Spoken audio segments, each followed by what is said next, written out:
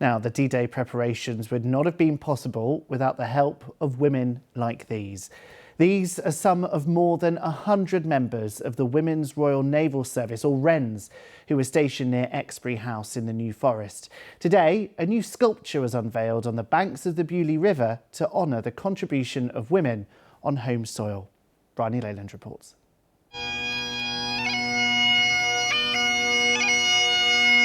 Bringing to mind women who played their part in D-Day here on the south coast.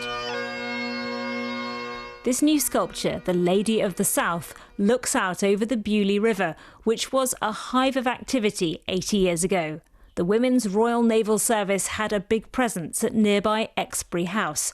They were some of the 74,000 women who were serving in the WRENS in 1944. It was to free up men for the front line, so actually the range of tasks that WRENS were asked to do was just immense, from marine engineering to weapons to code breaking. A lot of people know about the Bletchley Park WRENS, but there were hundreds based here as well, supporting the landing craft to get out to be able to achieve D-Day. And I think a perception is that it was a lot of clerical work, and there was that, but they were engaged in all types of warfare roles as well. Anything that supported the operations, there was generally a Wren in there.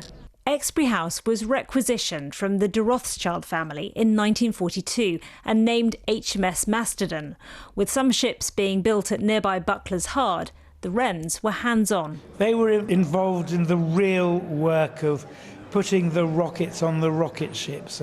They had to plan the beach landing, in which order the vessels went into the beach. It was a complex job, and these women, they were only in their early 20s, the majority of them.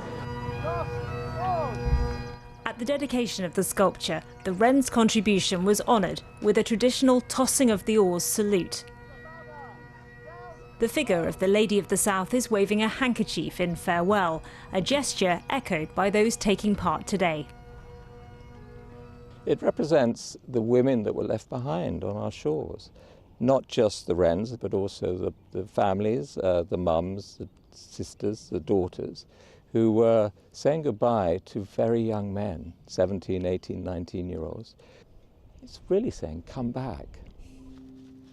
Amazing grace, how sweet the sound. The sculpture forms part of an arts trail, turning the spotlight on women's experiences of war. Bryony Leyland, BBC South Today, Exbury.